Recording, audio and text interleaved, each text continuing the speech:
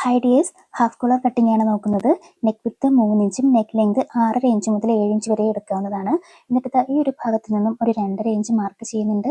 ആ ഒരു ഭാഗത്ത് കൂടി നമ്മൾ നെക്കിനെ ഒന്ന് ഷേപ്പ് ചെയ്തെടുക്കുന്നുണ്ട്. ക്യാൻവാസിന് പുറത്തേക്ക് 1/2 ഇഞ്ചിൽ ഇങ്ങനെ ഒന്ന് മാർക്ക് ചെയ്ത ശേഷം ഒരു ബ്രിഡ്ജും കൂടി കൊടുത്തിട്ട് നമ്മൾ ക്യാൻവാസിനെ ഒന്ന് കട്ട് ചെയ്തെടുക്കുന്നുണ്ട്.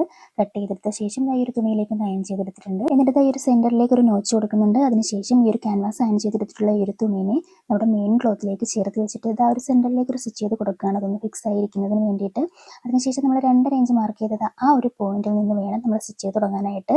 ആ ഒരു പോയിന്റിൽ നിന്ന് നമ്മുടെ ക്യാൻവാസിന്റെ അരികു വശം ചേർത്ത് അടുത്ത വശത്തേക്കും ആ ഒരു 2.5 ഇഞ്ച് മാർക്ക് ചെയ്ത് അതേ പോയിന്റ് വരെ സ്റ്റിച്ച് ചെയ്ത് നിർത്തുന്നുണ്ട്. അതിനുശേഷം ഈ ഒരു ഉൾഭാഗം കട്ട് ചെയ്ത് മാറ്റുന്നുണ്ട്.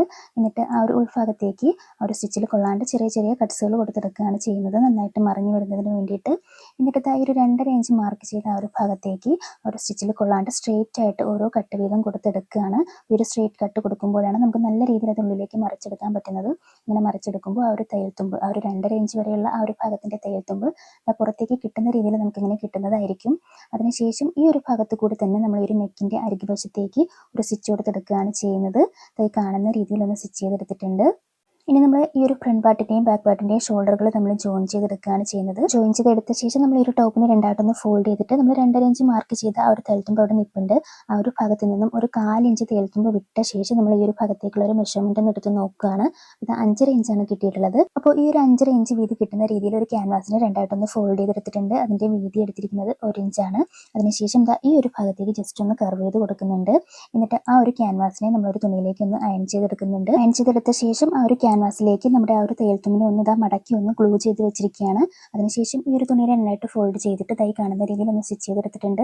എന്നിട്ട് 1/4 ഇഞ്ച് തയ്യൽത്തുമ്പ് നിർത്തിയിട്ട് ബാക്കി ഭാഗം കട്ട് ചെയ്ത് മാറ്റിയിട്ടുണ്ട്. ഇനി ഈ ഒരു ഭാഗത്തേക്ക് നമ്മുടെ ആ ഒരു ക്യാൻവാസ് ഒട്ടിച്ച ആ ഒരു വീതിക്ക് ജസ്റ്റ് ആ ഒരു ക്യാൻവാസിലേക്ക് സ്റ്റിച്ചുകൾ കൊള്ളാണ്ട് ഒരു സ്റ്റിച്ച് കൊടുത്തെടുത്തിരിക്കുകയാണ്.